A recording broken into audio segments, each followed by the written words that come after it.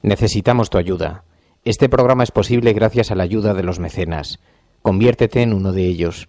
Suscríbete en radiocable.com/mecenas.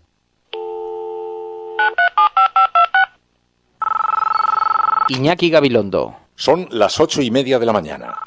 Las 7:30 en la Casa Museo de José Saramago, en Tías, Lanzarote.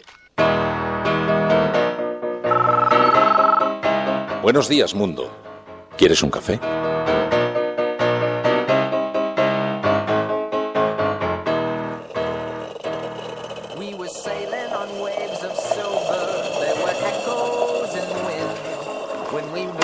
Sails to capture them, the ship was lifted up and then it was sank.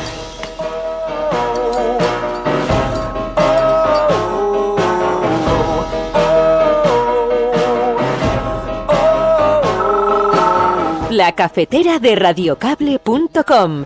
Dirige Fernando Berlín. They play silver melodies and the kings and queens all write their dreams on silver pages we would read and we sing.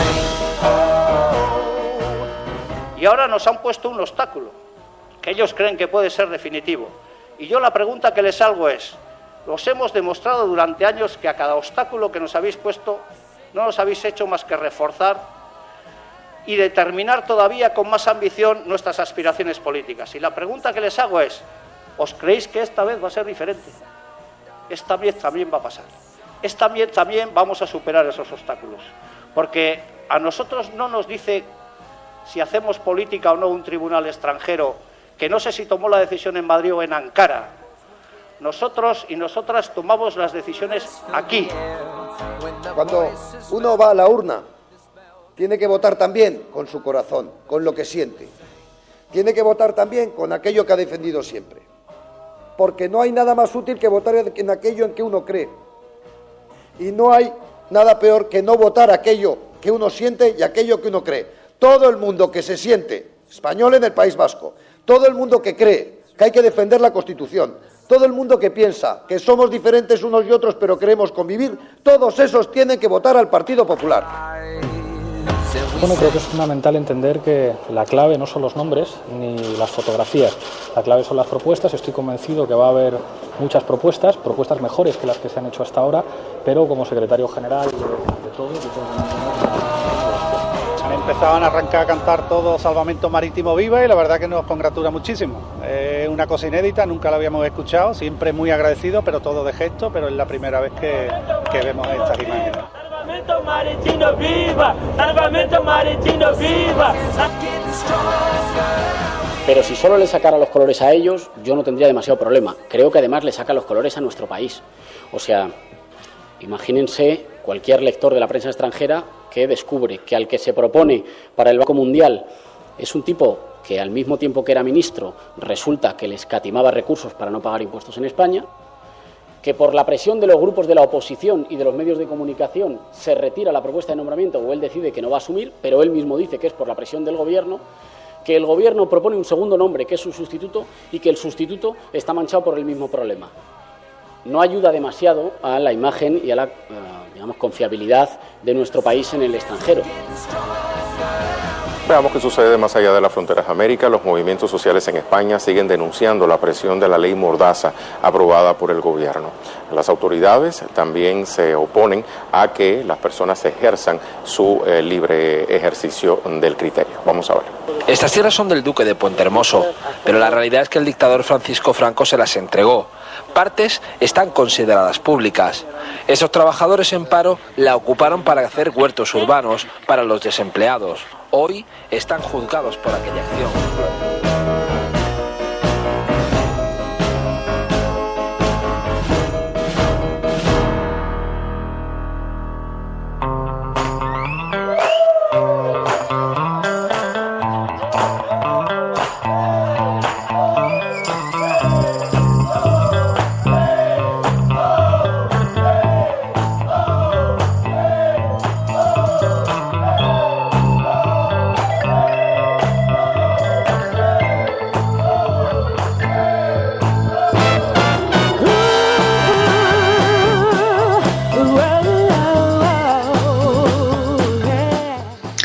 Buenos días, Fernando.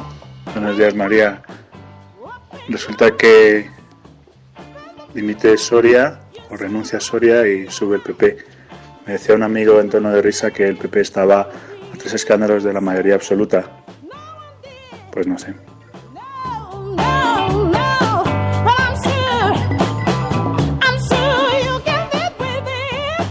Sí, desde luego a algunos les acompaña la suerte. Muy buenos días a todos, bienvenidos a La Cafetera.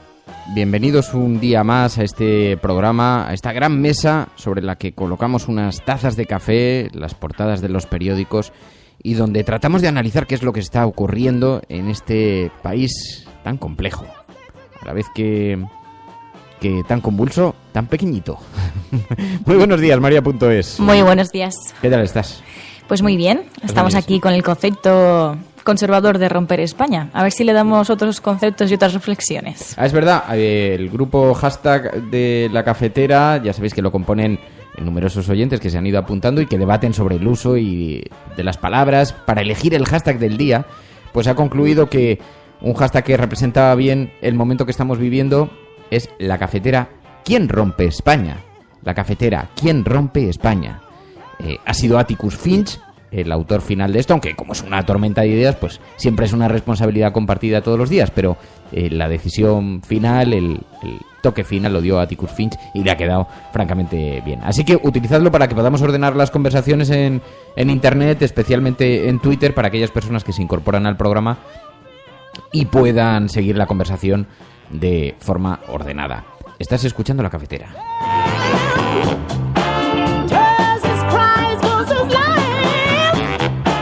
Muy buenos días a todos los que se incorporan en directo. Furia del Cantábrico, Nuria Rodríguez, Sánchez Cajal, MK Núbal, Jorge González, GR, Silvia, Chao, Gato Rencoroso, pero ¿cómo se llama? ¿Pero qué te ha pasado? ¿Por qué te has puesto ese nick? Virginia, Gustavo, PSV, Maite, Andrés Carmelo, Paloma Irazazábal, Alicia en Marea, Fernanda, Pepe, Nicas, Hardy Useful, Eva India, Ángel García, bueno, Libertino Francachela, tantos y tantos amigos. Cada vez es más difícil seguir la lista porque se incorpora muchísima gente en directo al programa. Así que muchísimas gracias a todos. Son nuestro focus group, nuestro CIS particular, que ayudan a tratar de analizar qué es lo que le ocurre a este país. Y lo hacemos también con la ayuda de la gente que se ha tenido que marchar fuera, nuestros expatriados, nuestros emigrantes. Que por cierto, luego hablaremos, porque esto de adelantar las elecciones puede tener consecuencias para ellos muy poco democráticas, consecuencias fatales, como os podéis imaginar. Así que hablaremos luego, nos lo explicará María. Pero un saludo muy especial para todos ellos, que sabemos que son una parte sustancial de nuestra audiencia, que además vive con una cierta soledad esa compañía, y nos gusta saberles allí en cada país del mundo, nuestros ojos en diferentes lugares del mundo. Si estás escuchando esto, eres La Resistencia y no estás solo. Buenos días, buenas tardes, buenas noches.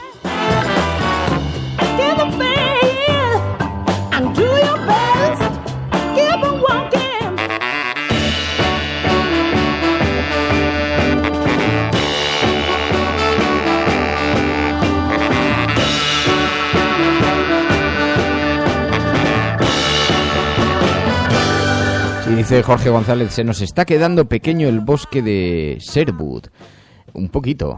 Pero nos gusta estar en los límites del bosque de Sherwood, aquí donde nos reunimos los proscritos, donde fabricamos lanzas con nuestras manos y hachas de piedra y también arcos y flechas con la madera que nos proporciona el bosque. En fin, somos una generación perdida, una generación arruinada, proscrita, apátrida. Eso somos nosotros aquí en La Cafetera. Pero bueno, hoy tenemos muchas cosas de las que hablar, algunas cosas muy relacionadas, perfectamente situadas en la agenda setting, pero claro, estamos ya a pocos días de las elecciones en Galicia y en Euskadi, y entonces estamos viviendo pues con mucha intensidad análisis en torno a de qué forma puede afectar lo que va a ocurrir en estas dos comunidades autónomas a los pactos que están pendientes en nuestro país. Y es difícil de saber. ¿Por qué es difícil de saber los resultados? Porque la ambigüedad sigue acompañando a los discursos políticos. Los no rotundos de ayer serán posibles pactos mañana. En fin, nos estamos encontrando algunas situaciones verdaderamente paradójicas. Y si me permitís, resulta verdaderamente llamativo encontrarnos de nuevo cómo se recuperan algunos fantasmas, cómo los defienden algunos partidos políticos, porque además, María, la elección del hashtag tenía un sentido, tenía una explicación. ¿Por Sí. qué quién rompe España? Claro, yo de hecho os he animado un poco en Twitter para que vosotros penséis quién rompe España, ¿no? Al final en el chat que tenemos se dio un poco esa reflexión. ¿Quién rompe España? Hemos visto al Partido Popular acusar a otros de romper España, que supuestamente serían los que a lo mejor, según las encuestas, ganarían en las elecciones vascas, o al menos tendrían una buena posición, porque EH Bildu, al que tanto se ha criticado, es segunda fuerza. Al final es ir contra la demanda ciudadana y por mucho que ellos quieran imponer no están comprendiendo a la ciudadanía. Así que a lo mejor tendríamos que escuchar un poco más, no acusar de romper España y a lo mejor es entender un poco lo que quiere la ciudadanía, ¿no? Dice, por ejemplo, el periódico La Razón esta mañana: el bloqueo de Sánchez hunde al PSOE en las vascas y gallegas, según el CIS. Los socialistas perderían la mitad de los escaños en el País Vasco y Feijóo reeditaría su mayoría absoluta. Esto ya lo habíamos visto en alguna que otra encuesta. Feijóo está aplaudiendo con las orejas. Le hemos visto paseándose por televisión, una cierta arrogancia, diciendo además que este país no se puede permitir que gane Podemos, ni se puede permitir que pierda la mayoría absoluta del Partido Popular, decía Feijóo. Y los varones, dice La Razón, avisan: no podemos seguir anunciando éxitos de los fracasos sin inmutarnos. El Partido Popular cree que una debacle en las urnas obligaría a Ferraz a reconsiderar su no a Rajoy. Eso está por ver. Y un debate que se está viviendo en el seno de Podemos, un debate de una cierta intensidad, es verdad, más allá de que os podéis imaginar, los periódicos colocan los focos de una forma con cierto interés, además reúne muchas características que vais a entender bien, pero lo lleva a su portada el periódico La Razón. Iglesias desconecta de Errejón. El líder de Podemos le avisa de que habrá mejores propuestas que las de Rita Maestre y Tania Sánchez y encumbra a Ramón Espinar para el partido en Madrid.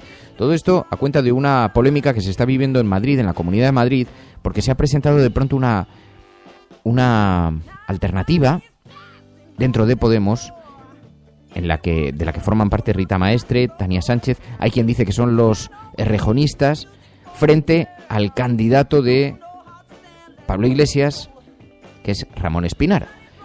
Y se ha abierto un debate con una cierta tensión, porque además está Tania Sánchez, que salió de Izquierda Unida, que fue una apuesta muy fuerte de Pablo Iglesias, incluso con un cierto deterioro para Podemos, puesto que Tania Sánchez había anunciado sistemáticamente que no entraría en Podemos y bueno, pues por las razones que también conocéis, digamos que provocó un cierto deterioro público en la imagen del partido naciente, y se le acusó de endogámico, etcétera, etcétera, etcétera. Bueno, pues Tania Sánchez ahora lidera o participa en el liderazgo de otra candidatura alternativa a la que apoya Pablo Iglesias, a la de Ramón Espinar.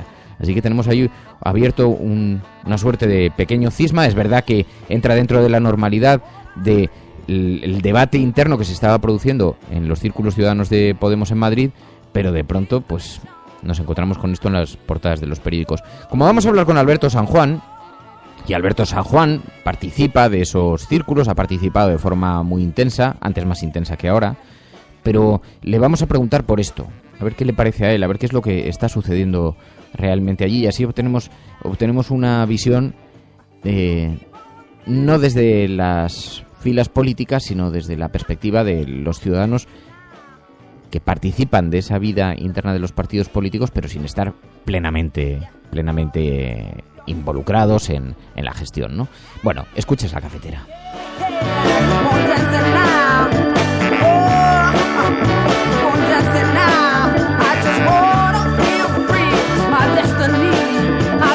Tu colaboración es importante. Ayúdanos retuiteando la dirección de este programa. Hagamos que se nos oiga. Hagamos que se nos conozca. Radiocable.com.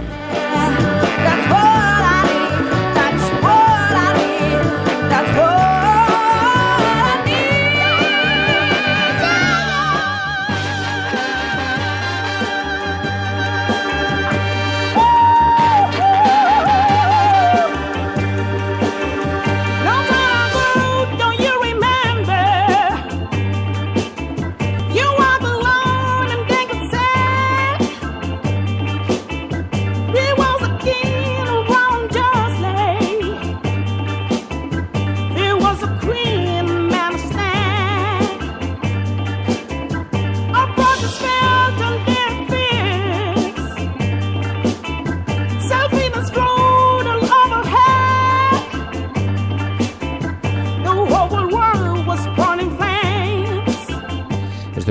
en todo caso, cuidado con leer mucha de la propaganda que se está publicando estos días en torno a este asunto, porque es verdad que en Podemos Comunidad de Madrid se ha abierto oficialmente un proceso de renovación de los documentos de dirección, de discusión con las bases, y en ese proceso es donde se presentó una candidatura, un equipo, alternativa, pero hay gente del equipo de Pablo Iglesias, está Edu Rubiño, está Lara Hernández, gente que está vinculada a Luis Alegre, al propio Pablo Iglesias, como Miguel Vila, también a la dirección saliente de Madrid, también está Tania, los suyos, parte de los que dimitieron en Es Madrid, es verdad, pero digamos que son quienes han tenido más responsabilidad, han estado peleando durante todos estos meses y con mucho esfuerzo para sacar adelante la estructura en Madrid.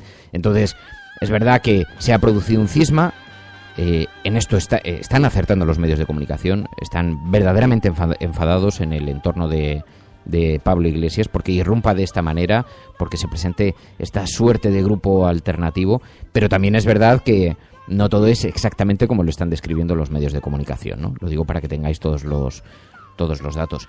La fotografía del periódico La Razón, en todo caso, es muy simbólica. Está Pablo Iglesias en un ascensor, leyendo el móvil, e Íñigo Errejón en otro ascensor, leyendo el móvil. Pueden ser de ese día, de otro, de ayer, pero estaban escribiéndose mensajes con sus madres, vaya usted a saber, ¿no? Pero en todo caso es verdad que existe ese debate interno ahora mismo y que existe con una cierta tensión. Eso es indiscutible. Bueno, el periódico El País dice: los partidos esperan que Galicia, hay quien considera en el entorno de Iglesias que se ha producido una suerte de, digamos, si no de traición, pero digamos que no ha sido un ejercicio de gran lealtad, y acusan, entre otras cosas, a Tania Sánchez de decir, oiga, con la apuesta que supuso, con lo que supuso aquello, en fin, ya tendremos oportunidad de hablar de todo esto, pero lo vemos en el periódico El País, por ejemplo. Iglesias aviva la pugna por el control de Podemos en Madrid. El líder del partido critica la candidatura de los afines a Errejón. Pablo Iglesias ha entrado de lleno en la pugna por el control de Podemos en Madrid. El líder de este partido criticó la candidatura que el sector afín a su número 2, Íñigo Errejón, presentó el pasado miércoles, encabezada por la diputada Tania Sánchez y por la portavoz municipal de la capital, Rita Maestre. No comparto la opción de quienes anteponen nombres y fotografías a las propuestas. Esto se lo escuchamos ayer a Pablo Iglesias, que dentro de que él es el secretario general y por tanto debe mantener una cierta independencia y debe estar a una cierta distancia en torno a lo que está ocurriendo, Iglesias sí dijo: habrá propuestas mejores.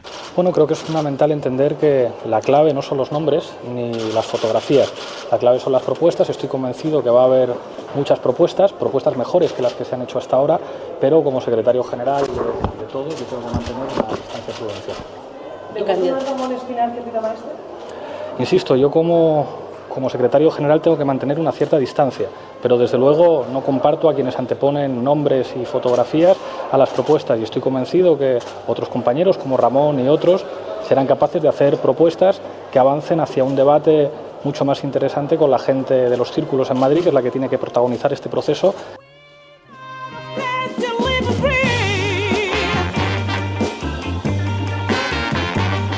Dice De Loane, que eres un cachondo de Loane, dice: Fernando, tú eres errejonista, yo soy cafeterista. Entonces, las batallas internas de los partidos corresponden a los partidos políticos. Y lo que es cierto es que esto se está viviendo y que se está viviendo esa situación dentro de Podemos. Y además esto ilustra una cierta tensión que sí que se vive en Podemos. Se está produciendo. Antes estaba todo aglutinado en torno a Pablo Iglesias, y es verdad que había una gran concertación sobre el liderazgo, era indiscutible sobre el liderazgo de Pablo Iglesias.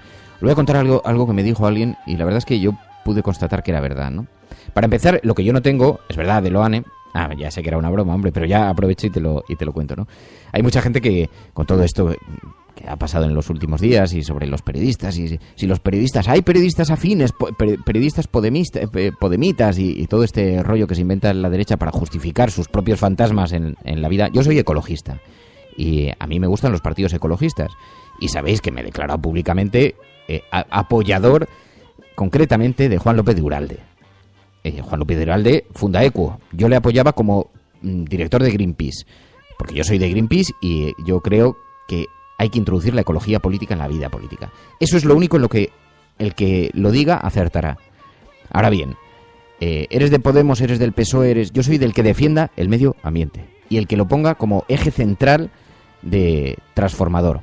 El partido político que entienda la ecología no solamente como una cuestión de medio ambiente, sino como una cuestión de ecología política. Así que a partir de ahí se me puede...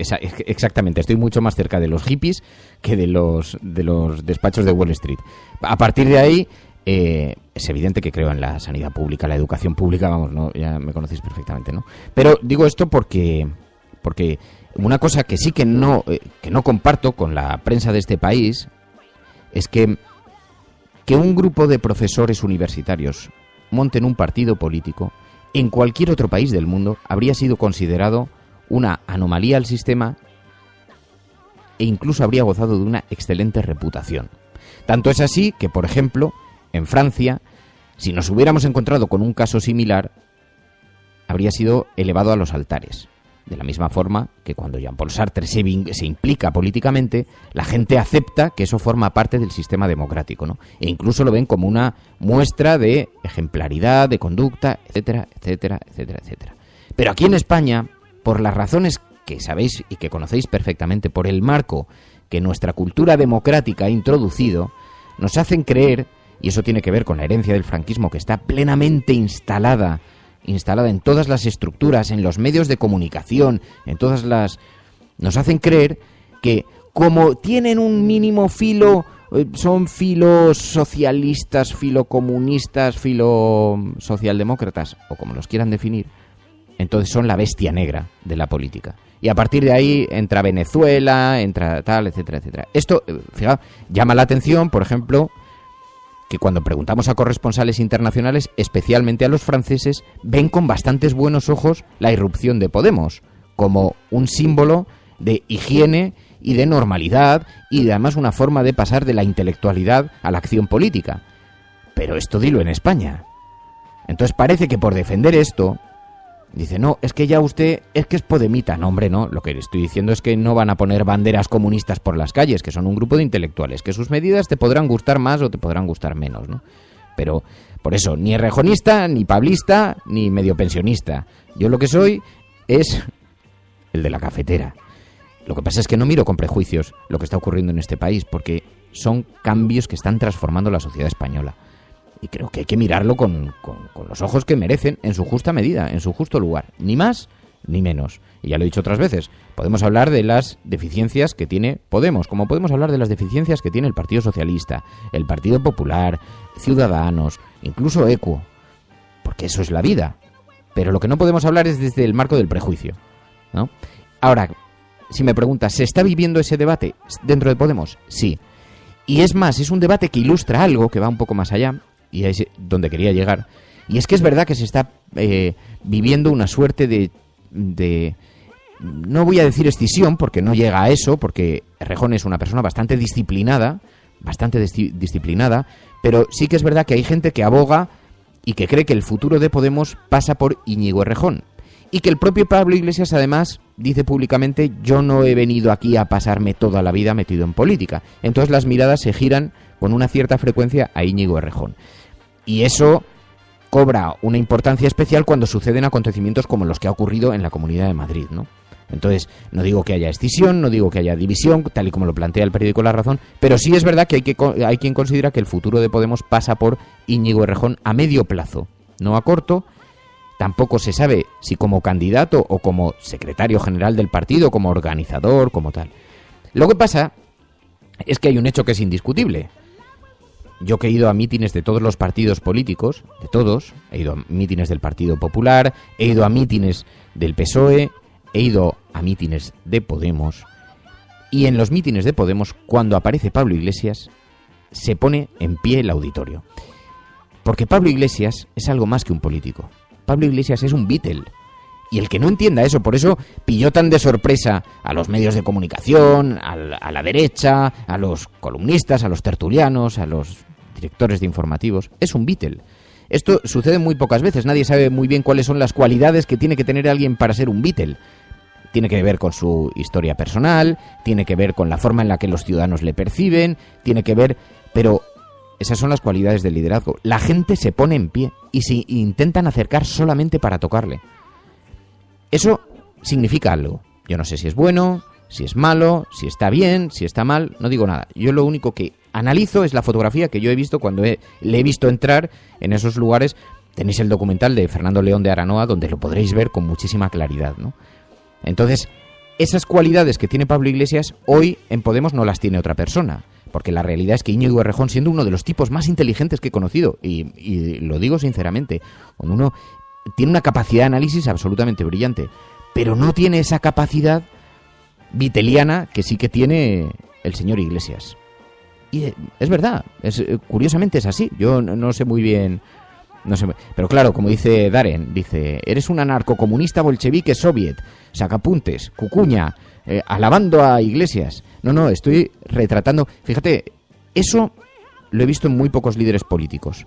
Lo vi muy al principio con José María Aznar, muy al principio cuando entraba en los mítines del Partido Popular. Había una verdadera catarsis dentro de la asistencia, la gente se sentía... Lo que pasa es que como como José María Aznar tenía ese carácter, esa mirada tan fría, no conseguía esa empatía con la gente. Pero es verdad que levantaba el auditorio, ¿no? Lo vi con Zapatero. Yo recuerdo perfectamente la noche electoral en la puerta de la calle Ferraz, como de pronto... Bueno, os puedo contar ahí una anécdota que viví. La verdad es que fue maravilloso, fue una cosa... De ahí salió mi entrevista con José Luis Rodríguez Zapatero. Entonces estaba yo trabajando en la SER.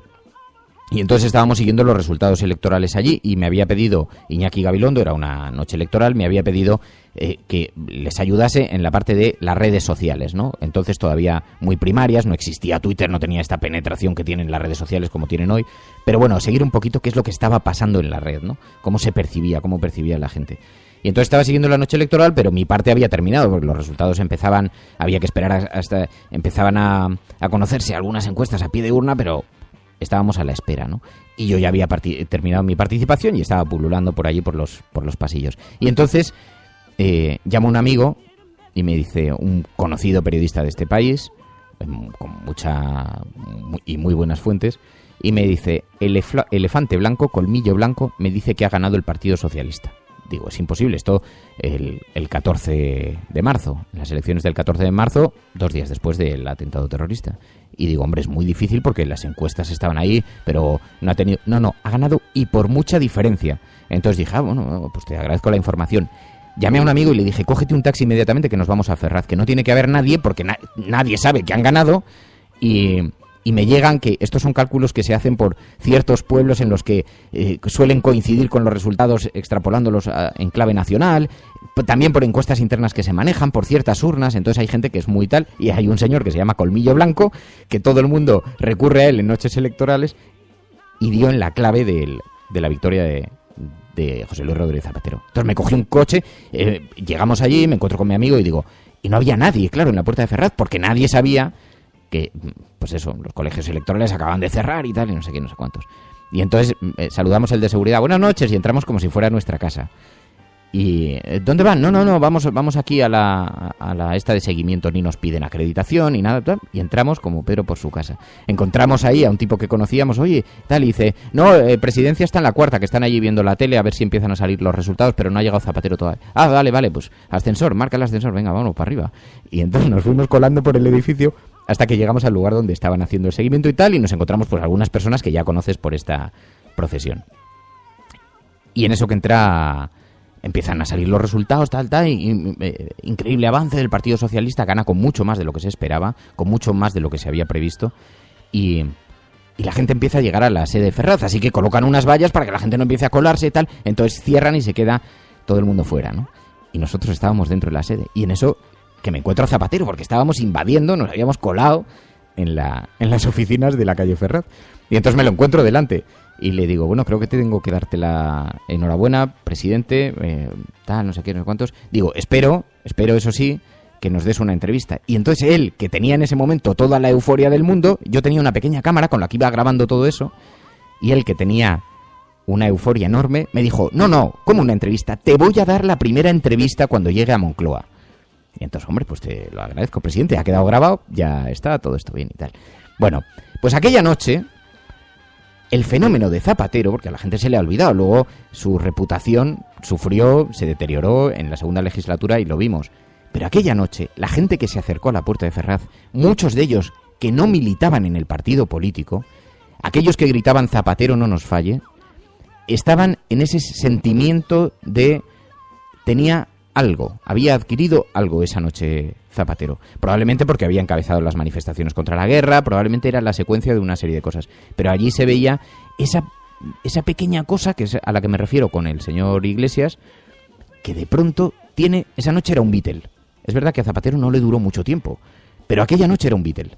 Entró y la gente estaba absolutamente desbordada. Y le gritaban, Zapatero, la mano, tócame la mano. Había gente de todos los lugares. Era una cosa sorprendente. A mí, como catarsis humana, vital, me pareció fascinante, ¿no? ¿Qué nos pasa a los seres humanos con los políticos o qué esperas que pueden cambiar o qué crees que pueden cambiar, ¿no?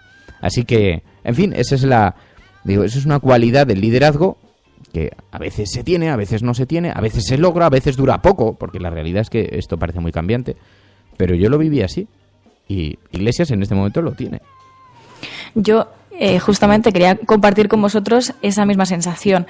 Yo, por ejemplo, fui al primer acto de campaña que hizo Podemos, que fue justamente en Getafe, ¿no? Fue en un teatro que la verdad que era muy pequeño para toda la gente que vino, pero lo vi un poco desde dentro y vi como la masa que movía Pablo Iglesias y un poco lo que tú cuentas, ¿no? Al final es como una estrella de rock. O sea, la gente estaba pidiéndole que saliese a una ventana para que al menos la gente que no había podido entrar, al menos les diese la bienvenida. Y había gente de todas las edades, pero me sorprendió también la gente mayor. Cuando luego volví a mi casa, se lo conté a mis padres y me dijeron, eso fue lo que nosotros vivimos. Eso fue lo que nosotros vivimos con el Partido Socialista. Y al final era una estrella de rock también Felipe González. Claro, es lo que le ocurrió a Felipe González, lo que ocurre en ciertos momentos, y es lo que se conoce como carisma en política, ¿no? Y es verdad que si ponemos un retrato ahora de los líderes políticos que tenemos delante, Mariano Rajoy evidentemente no tiene un gran carisma. Tiene otras cosas, él defenderá pues su capacidad de gestión o defenderá su... no lo sé, la forma en la que soporta la presión de las crisis y la forma en la que ralentiza la respuesta, pero el carisma es algo indefinido, es algo, en fin, esto los politólogos lo tienen mejor verbalizado que yo, pero sí, es algo carismático, ¿no? Y hay muy pocos líderes políticos que consigan ese carisma. También se va ganando con el tiempo, se está produciendo un fenómeno curioso. Alguien me decía ayer, dice, ¿tú no ves que Pedro Sánchez ha cambiado del verano para aquí? Que se ha reforzado esa visión de liderazgo que había en torno de él. Es posible, ¿no? ¿Cuánto le durará? Porque el Partido Socialista puede empezar a diluir el capital político que ha conseguido siendo férreo en el no, y lo puede diluir si empieza con ambigüedades, ¿no? Pero es verdad que estas cosas pues probablemente se ganan, se pierden, se van. Bueno, hablamos de carisma, hablamos de lo que está ocurriendo en Podemos, lo que está ocurriendo en este país, también de los pactos y también de las elecciones de Galicia y del País Vasco, que las tenemos a la vuelta de la esquina. En el periódico El País nos encontramos: los partidos esperan que Galicia y País Vasco resuelvan el bloqueo. Todo el mundo confía mucho en que esos resultados podrían alterar en algo los nos y las rotundidades y las firmezas, lo podrían cambiar. Y dice El País, los líderes políticos se centran en la campaña del 25 de septiembre para intentar variar su posición actual. Susana Díaz pide que se forme gobierno cuanto antes. Susana Díaz, que irrumpe en este debate. Pero claro, es curioso porque es verdad que las encuestas están dando una gran posición al Partido Popular en Galicia, a pesar de lo que ha ocurrido con el caso Soria. Esto es bastante llamativo. Y ayer oímos a Íñigo Errejón hablando de la corrupción y la forma en la que se ha proyectado en la prensa internacional, la imagen que está dando nuestro país en el exterior. Nos da la razón a quienes decimos que el problema del PP no se llama Rajoy y que tampoco se llama Soria, que el problema del PP se resume en 2 letras, PP, y creo que saca los colores a quienes han creído que uno se podía fiar del Partido Popular para la regeneración democrática. Pero si solo le sacara los colores a ellos, yo no tendría demasiado problema. Creo que además le saca los colores a nuestro país. O sea, imagínense cualquier lector de la prensa extranjera que descubre que al que se propone para el Banco Mundial es un tipo que al mismo tiempo que era ministro resulta que le escatimaba recursos para no pagar impuestos en España, que por la presión de los grupos de la oposición y de los medios de comunicación se retira la propuesta de nombramiento o él decide que no va a asumir, pero él mismo dice que es por la presión del gobierno, que el gobierno propone un segundo nombre que es su sustituto y que el sustituto está manchado por el mismo problema. no ayuda demasiado a la imagen y a la, digamos, confiabilidad de nuestro país en el extranjero.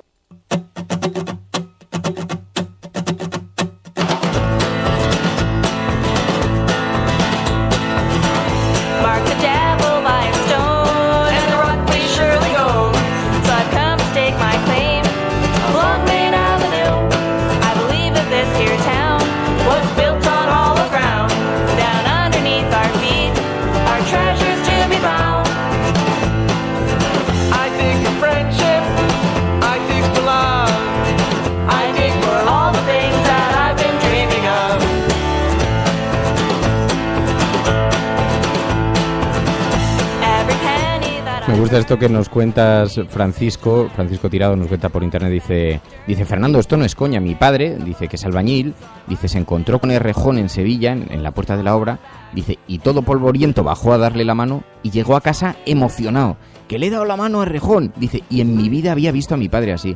Esto es muy llamativo, ¿no? Luego os puedo contar otra experiencia, bueno, la verdad es que me han pasado unas cosas rarísimas en la vida. Resulta que un día, que ya os contaré para no tener que contextualizar y contaros toda la parte. Pero un día terminé viajando a Toledo en el coche de Felipe González, con los escoltas a toda velocidad por la carretera, rodeados de coches de policía. Era expresidente ya, ¿no? Y entonces, en aquel trayecto, Felipe González de pronto decidió que quería parar el coche para tomarse un café en una cafetería. Entonces, eso plantea un cierto problema de seguridad, pero no mucho, porque lo normal es que el psicópata que te quiere asesinar te esté esperando en algún sitio, no que se encuentre contigo de pronto. Te puede pasar un lío, pero es raro, ¿no? Pero en todo caso, imaginaos, a toda velocidad por la carretera, paran los coches, se bajan los escoltas, tal, que va a bajar el expresidente. Como expresidente, en los primeros años, además, ETA seguía viva aquí en España, con lo cual había una tal. Entonces baja, y cuando entramos en el bar, claro, la gente del bar alucina en colores. Ve entrando a Felipe González, que entonces, digamos, no era el Felipe González actual, era el Felipe González recién salido de presidente de gobierno, y la gente le miraba absolutamente desbordada, recién salida, tampoco igual recién salido, pero vamos, pocos años después, ¿no? Y entonces la gente alucinaba en colores, y las camareras, los cocineros saliendo en un bar además de carretera, de estos de carretera a carretera, pequeñito. Y entonces había una chica y Felipe González entró y saludó a todas las mesas. Buenas tardes, que yo pensé, digo, claro, en eso consiste las habilidades de un político, ¿no? Las habilidades políticos. Sabes cómo te observa la gente, cómo te mira, y sabes qué es lo que espera, ¿no? Y entonces se fue acercando, buenos días, que aproveche, buenos días. Se fue a la barra, por favor, póngame un café. Y entonces se acercó una chica y dijo, hola, le quiero dar la mano. Hombre, claro, chiquilla, por consiguiente, no te preocupes. Y dice ella, se pone roja y dice, pero yo no te voto, pero yo no te voto. Y entonces le dijo Felipe González, le dijo, no te preocupes, muchacha, si no me tienes que votar. Y entonces, cuando nos volvemos al coche, él lo comentó. Dijo, claro, es que comentó que eso le pasaba con frecuencia, ¿no? Que la gente le decía, no, yo te voto. Pero la chica quería, era una chica jovencita, la chica quería darle la mano, ¿no? Le dijo, pero que yo no soy de los que te votan, que quede claro. Y decía, bueno. Pero es verdad, hay algo en el liderazgo político, se convierte de pronto en algo. Probablemente tiene que ver también con la falta de cultura democrática, por todos, para todos, para mí mismo, por nuestra parte, ¿no? Porque deberíamos anhelar no figuras que nos deslumbre su discurso, sino acciones reales sobre nuestras vidas, ¿no? Cambios reales sobre nuestra vida, ¿no? Pero bueno, más allá de eso, en fin, son batallitas.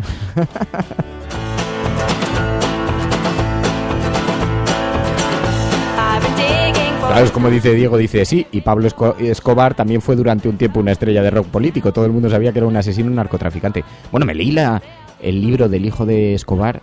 Es un libro apasionante porque cuenta su infancia en un mundo en el que el padre decía, no es que no sepa cuánto dinero tiene en el banco, que no lo sabía, sino que sabía que siempre iba a llegar más dinero del que podía contar. O sea, que al mes siguiente volvía a ocurrir lo mismo, y después otra vez, y después otra vez. Entonces, llegó a montar un zoo privado en una finca y se trajeron animales de contrabando, jirafas, en sus propios aviones, aterrizando en la pista de aterrizaje que tenía Escobar en su casa. Bueno, el libro es absolutamente fascinante. Y una de las cosas que cuenta, entre otras cosas, es que los narcotraficantes, porque claro, Escobar fue el primer gran narcotraficante que globalizó el comercio de drogas. Entonces entendió la globalización pero desde la perspectiva de la delincuencia, ¿no? Y del terrorismo, porque os imagináis. Pero esto era verdaderamente llamativo, porque en los primeros años en los que se vendía cocaína, a Pablo Escobar lo recibían en todas las grandes fiestas de Hollywood y de Nueva York, porque la cocaína era una cosa, digamos, como un tanto clandestina, pero no existía la conciencia que existió años después y que se convirtió en un reto contra el Estado y contra las... Entonces cuenta Pablo Escobar que todos los actores de Hollywood y todo el mundo quería hablarse con ellos, y algún cantante muy reconocido incluso les hacía un poco de mediador en pues presentándoles gente, y que pasaban bandejas de coca en todas las grandes fiestas de Hollywood. Y todo eso luego con los años se fue transformando y se convirtió en el gran enemigo del Estado y en el gran enemigo internacional y en un terrorista, porque además le intentó librar un pulso a su propio gobierno y se presentó además como político y todo esto. La verdad es que la historia es fascinante, retrata mucho de nuestro mundo, ¿no? Pero es verdad, incluso Pablo Escobar era recibido como un cantante de rock. También es verdad que, claro, los pueblos, cuando lo detuvieron la primera vez, los pueblos de alrededor se rebelaron, porque era un generador de trabajo, era el que te hacía de padrino, ¿no? De padre. Cuando tenías un problema decías, mi chico se ha quedado sin trabajo, que a mi chico le han pegado los chavales, ya se lo resuelvo yo. Era una especie de sustitución del Estado, pero con la violencia y con la pistola encima de la mesa, ¿no? Pero, en fin, bueno, escuchas La Cafetera. Entre otras cosas, en el libro cuenta algunas de sus relaciones con España y con el narcotráfico español. Un capítulo no abordado en este país que merecería, de verdad, colocar el foco sobre la influencia en política del narcotráfico, sobre las relaciones del narcotráfico con las leyes, con la política, porque es como si aquí no existiese, y somos uno de los principales puntos de entrada de la droga del mundo. Hacia Europa, es una especie de puente entre Europa y Latinoamérica, pero bueno, nadie habla de eso, ¿no? Dice, en otros países damos por hecho que eso tiene imbricada la política, lo jurídico, lo policial. Aquí es como que corremos un tupido velo y decía Baltasar Garzón, un día que le entrevistamos aquí y le preguntamos además sobre esto, ¿no? Hay una cierta ceguera, y decía, bueno, también es verdad que nosotros somos lugar de paso y aquí no han decidido establecerse las grandes mafias, entre otras cosas, porque como lugar de paso no les interesa ser asediados aquí. Cuando se establecen es porque ya se han retirado, pero no ejercen como tales en territorio nacional para evitar precisamente la guerra de bandas, ¿no? Que terminaría con parte de su negocio. En fin, bueno, escuches La Cafetera.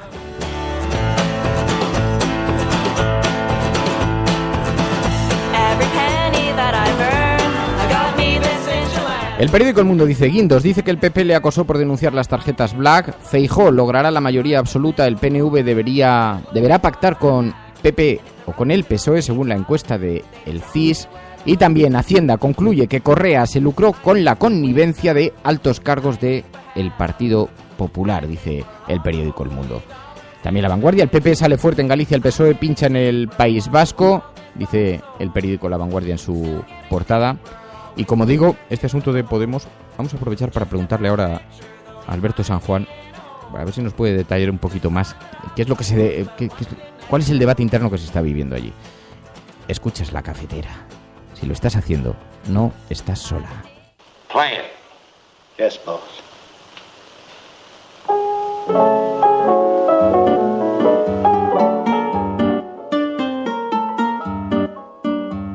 Son los que rompen el cristal, los perseguidos, los supervivientes, los niños salvajes, los hermanos de la... No alerte sus fusiles ni piense qué delirio.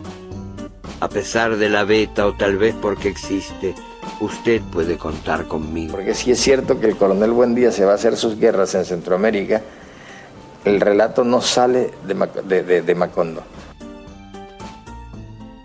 Alberto San Juan, muy buenos días. Hola, Fernando. Bueno, te echaba de menos, tenía muchas ganas de hablar contigo. Espero que hayas descansado algo, no sé si te lo ha permitido. He descansado un montón, aunque con niños siempre, que es una forma de descansar peculiar, pero feliz. ¿Sabes lo que pasa? Que yo creo que Rajoy ha conseguido instalar en la vida política de España la prórroga permanente, o sea, su estilo de vida, no, ya va a quedar resuelto en septiembre, no, a partir del 25, no, ahora el 25 de diciembre, no. Empieza a parecerse esto a una dramaturgia de Beckett, O sea, esperando a Godot directamente, esperando que llueva una solución. Y tenía ganas de hablar contigo, porque además estaba viendo toda esta tormenta que se ha desatado de pronto en Podemos en la Comunidad de Madrid. ¿Qué te parece? ¿Cómo lo observas tú, que lo conoces además bien?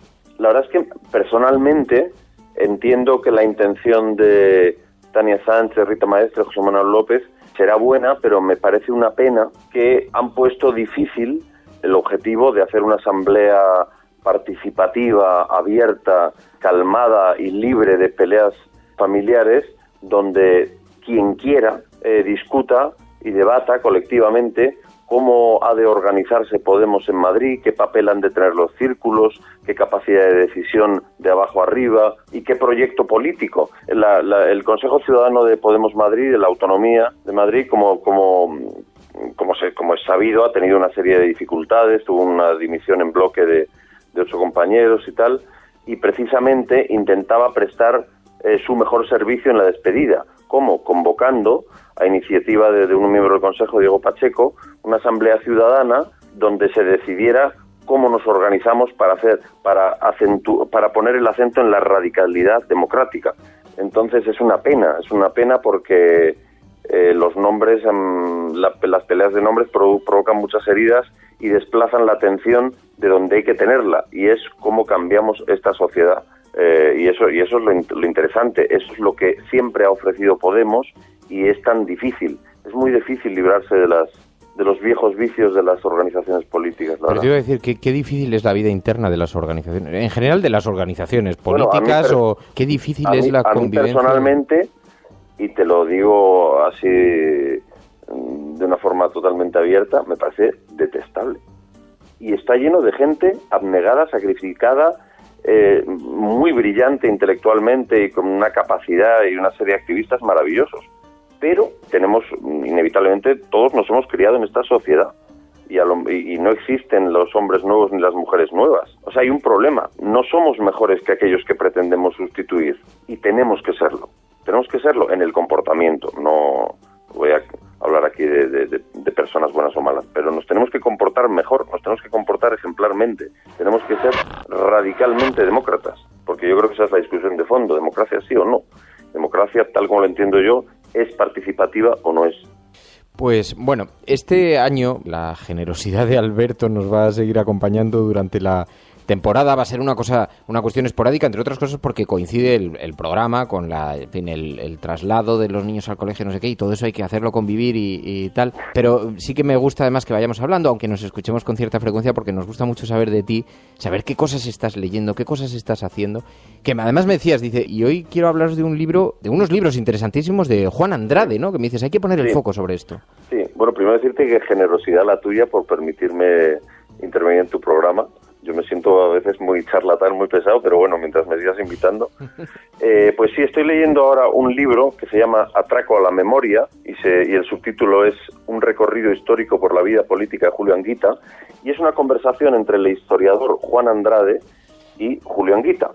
Y digamos, repasa su vida política contextualizando cada periodo. Primero hace una introducción que me parece de una precisión y lucidez enormes. Va haciendo pues una introducción pues de el contexto durante la transición, durante el periodo de Felipe González, el periodo de Aznar. Hace una introducción para el lector, el Juan Andrade, y luego tienen la conversación.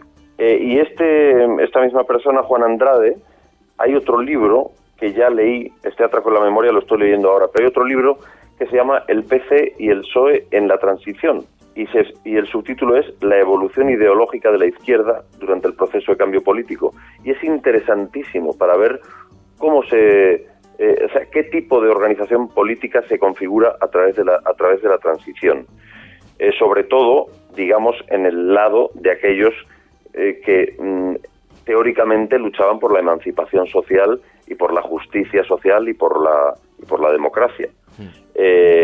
Y es muy útil, primero para conocer la evolución del PSOE, del PC, y entender mejor quién es hoy el PSOE y el PC también. Y luego también es muy útil para intentar no repetir errores en las organizaciones que, como Podemos, hoy intentan luchar por la emancipación social.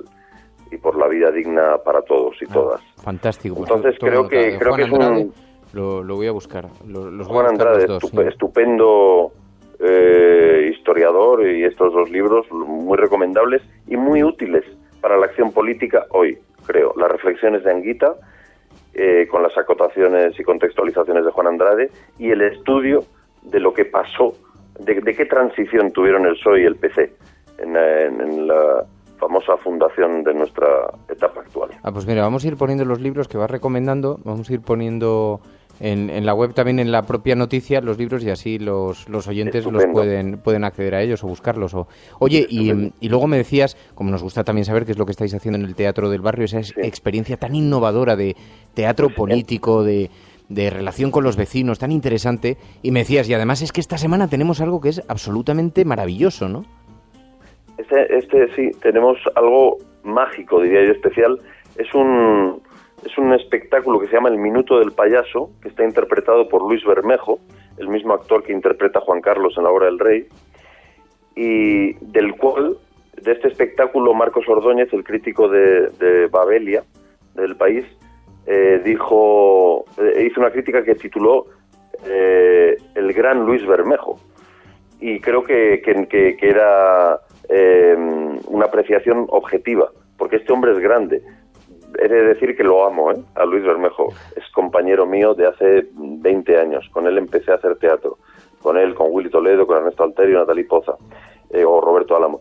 Pero, quiero decir, es un pedazo de artista, y más allá de eso, es un cómico genial, es un payaso genial, y es un tipo de una humanidad desbordante, y todo eso está en el espectáculo. Y es... digamos que su revolución, la revolución que propone ahí, tiene que ver con la experiencia de la alegría y la experiencia de la risa, sin dejar de ver lo doloroso y sin dejar de ser consciente de ello. En fin, me parece una joya. El Minuto del Payaso, Luis Bermejo, se puede buscar algún fragmento en YouTube o lo que sea. Solo está esta semana y la próxima, de este fin de semana, y la semana que viene, de miércoles a domingo. A ver si me consigo pasar, y a ver si se pasan los miembros de la Resistencia, y así coincidimos con algunos de los oyentes. Y luego el miércoles que viene yo hago una función de un espectáculo que se llama España Ingobernable. Es un recorrido, un relato de los principales ciclos de lucha ciudadana contra el poder, tanto en la Segunda República como en la transición, como hoy, a través de textos muy diversos, poemas, canciones, noticias, etcétera, etcétera. Ahí está. Qué bueno. Pues oye, Alberto San Juan, muchísimas gracias, de verdad, de corazón. A ti, y el viernes que viene hablamos si se dan las circunstancias. Gracias a ti y sobre todo a la Resistencia. Un abrazo, hasta luego. Bueno. Play it. Yes, boss.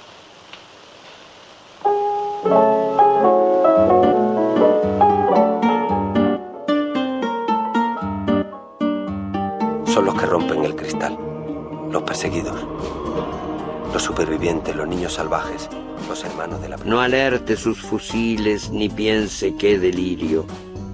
A pesar de la beta, o tal vez porque existe, usted puede contar conmigo. Porque sí es cierto que el coronel Buendía se va a hacer sus guerras en Centroamérica, el relato no sale de Macondo. Hola, amigo. Hola, amigo. Vaya tontería. Quizá deba ponerte nombre. Pero no tiene sentido. Solo estás en mi cabeza. No tenemos que olvidarlo. Mierda. Está volviendo a pasar. Estoy hablando con alguien imaginario. Lo que voy a contarte es alto secreto. Una conspiración más grande que todos nosotros. Existe un poderoso grupo de personas ahí fuera que de manera secreta dirigen el mundo. Estoy hablando de los tíos que nadie conoce, de los tíos que son invisibles. El 1% del 1%, los tíos que juegan a ser Dios sin permiso. Y ahora creo que me están siguiendo.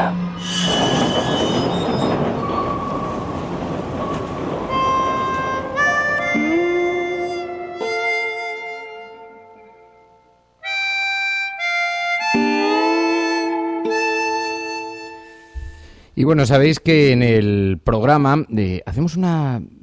establecemos una barra que separa una frontera entre la agenda setting, la agenda que marcan los grandes medios de comunicación, y la agenda de la cafetera. Así que pasamos del ruido al sosiego. Cuando nosotros decimos que vamos a bajar los impuestos todavía más que ahora, tenemos credibilidad. Hemos hecho historia. El cielo no se toma por consenso, el cielo se toma por asalto. Bienvenidos a las oportunidades en la confrontación electoral venezolana entre uno Hemos hecho historia, hemos hecho presencia. Yo creo en la democracia y por tanto yo creo que el partido... No, eres instructora. No, hombre, no. Es que no tienes ni idea. El enemigo es Daesh, el terrorismo yihadista, lo que sea. La cafetera de radiocable.com. Buenos días, cafetera. Parece... Hola, Fernando. Referente a lo que has comentado sobre votantes... Totalmente de acuerdo con lo que ha dicho María por lo que respecta al referéndum. Mucha gente que se sincera empieza a decir que es la única salida al problema territorial. Que toda esta retórica de guerra acaba otorgando factualmente... Que conozco votantes de Izquierda Unida que estarían dispuestos a votar. Tu colaboración es importante. Ayúdanos retuiteando la dirección de este programa. Hagamos que se nos oiga. Hagamos que se nos conozca. Radiocable.com. Bueno, entonces hemos escuchado 3 flechazos. Ya os contamos que hemos automatizado el sistema de manera que cuando alguien se convierte en mecenas, en suscriptor del programa, muchas gracias, porque gracias a eso, gracias a vosotros, este programa es posible. Entonces suena un flechazo. Y hemos visto que se han incorporado como mecenas Eloy, Carlos, Francisco, Rosa y Made in Spain. Y me gustaría que esto fuera como que os imaginéis esa fotografía, como la imagen del Titanic de la película al final, cuando todos mueren, que se van recibiendo y les van diciendo pasad hacia la escalera. Pues esto es un poco lo mismo. Pasad. Gracias por hacer posible de verdad esto. Me preguntabais en qué cifra nos encontramos. No he mirado porque estoy durante el programa, pero estábamos en torno a las 800. Va subiendo sorprendentemente, más rápido de lo que yo pensaba, en torno a las 800, pero ya pasadas las 800. Y claro, yo hablaba con María y me preguntaba, ¿qué pasaría si consiguiéramos 10.000 suscriptores? Porque ya estamos hablando de otra liga, ya estamos hablando de otra cosa.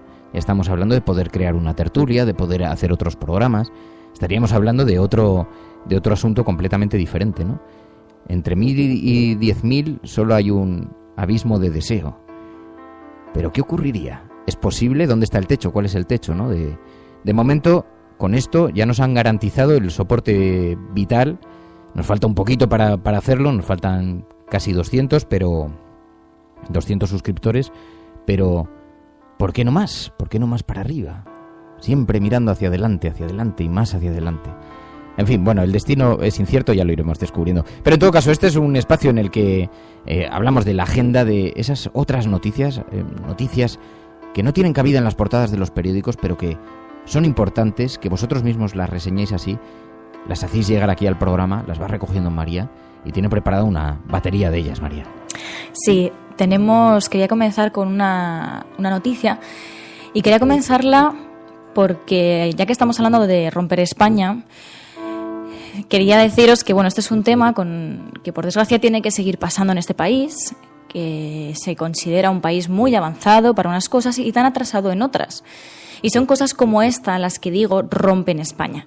La protagonista esta vez es Marta Galego, que como árbitro de un partido de fútbol suspendió un partido porque le mandaron a fregar platos. Fue un espectador, un socio habitual, y tardó 3 minutos en abandonar el campo. Lo bueno de esta historia es que cuando este se fue, el partido se reanudó y Galego recibió una gran ovación desde las gradas del público. Así que al menos hay esperanza para no romper España y para seguir siendo un país que vaya avanzando.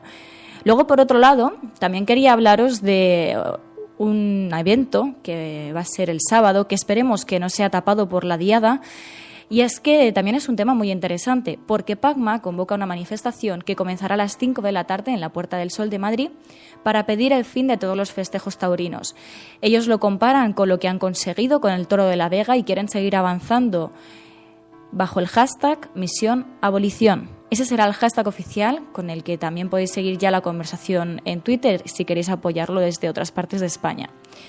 Con la vuelta al cole también quería sacar a relucir algunos temas educativos que nos habéis enviado. En concreto, el que nos envía Hipatía, de cómo los obispos acuden a los tribunales para evitar que se reduzca el horario de religión. Sabéis que en este país, que es un estado confesional, seguimos teniendo la religión como una asignatura optativa en los colegios. Según Infolibre, en este caso ha sido en la Comunidad de Aragón, que quería reducir al 50% el horario de esta asignatura en primaria, pero no podrá hacerlo porque el Tribunal Supremo de Justicia ha acabado dando la razón a los prelados. Lo que habría que preguntarse es por qué todas las promesas electorales de relegar la religión en las aulas al ámbito privado, ¿por qué quedaron en papel mojado? Por otro lado, y es una noticia que nos habéis enviado muchas personas y que además tenemos compromiso con esta organización, que es Marea Granate, no nos habíamos dado cuenta, yo personalmente no me había dado cuenta del problema que sería reducir la campaña electoral de las terceras elecciones sin tener en cuenta otros ámbitos, ¿no? Como cuentan Elena Sweet Toxic Doll y Ramón Stop Tip, Marea Granate exige que con esta reforma express del artículo 51 de la LORE, la ley electoral, que proponen varios partidos, como el Partido Socialista, también se amplían todos los plazos del voto exterior, porque, no lo habíamos pensado, pero reducir la campaña electoral a 2 semanas impediría que a nuestros emigrantes les llegara a tiempo la documentación electoral. Y es que precisamente los plazos son una de las causas de que sea tan reducida esta participación electoral de los votantes que viven en el extranjero, según asegura la propia Marea Granate. Otro tema que deberíamos preguntarnos y deberíamos hablar más a menudo sobre ello es el cambio climático y el cuidado de nuestro planeta, porque sí, nos está afectando y cada vez lo notamos más. Quizás debamos hacernos preguntas como la que se hace Galgo Callejero, que se pregunta, ¿alguien me explica qué vamos a respirar? Y nos remite a una información que publicó 20 Minutos, que asegura que Sudamérica perdió un 30% de sus tierras silvestres desde 1990 y África un 14%, según un estudio de una universidad de Australia. Para finalizar, quería finalizar con un tema que como podéis comprobar, repetimos mucho en la agenda de la cafetera y lo seguiremos repitiendo hasta que se le dé una solución, como la crisis de refugiados. Gracias a personas como Gamba con Mermelada, no desistimos y seguimos recordando que es urgente acogerles. Nos envía una noticia que este oyente nos ha enviado: un juez australiano jubilado de 88 años que se ha ofrecido a intercambiarse por un refugiado en un centro de detención. Según sus declaraciones, dice que no tienen nada que perder y si se saca un solo refugiado de esas islas y se le da la oportunidad de una vida en Australia, estamos preparados para hacerlo. Y para finalizar, vemos que mientras unos pocos con mucha fuerza hacen grandes actuaciones, otros, los que más podrían hacerlo, que son los gobiernos, no lo hacen o incluso levantan un muro de 4 metros como lo ha hecho Reino Unido. Un muro cuyo fin es no afrontar el verdadero problema y taparse los ojos para no ver que son personas que huyen de una guerra y no tienen dónde ir.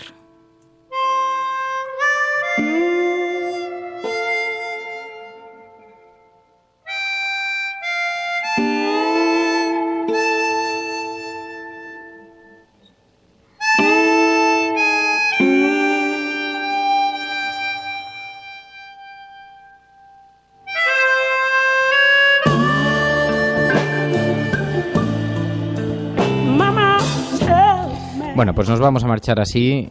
Muchísimas gracias a todos por vuestra compañía, muchísimas gracias por vuestro apoyo día tras día, participando activamente en este programa. Además, se ha convertido en una suerte de juego. La cafetera, ¿quién rompe España?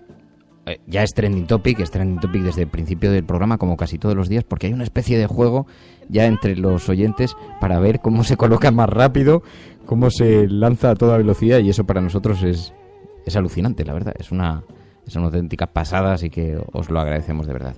Bueno, mañana el lunes volvemos, el lunes, que hoy es viernes, volvemos con más. Muchísimas gracias a todos. Si estás escuchando esto, eres la resistencia y no estás sola.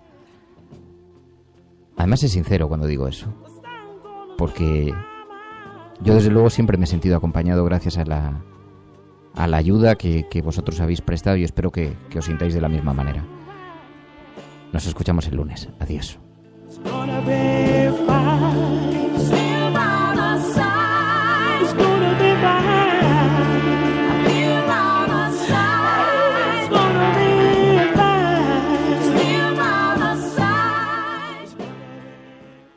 Este programa es posible gracias a la ayuda de los mecenas. Conviértete en uno de ellos. Suscríbete en radiocable.com/mecenas.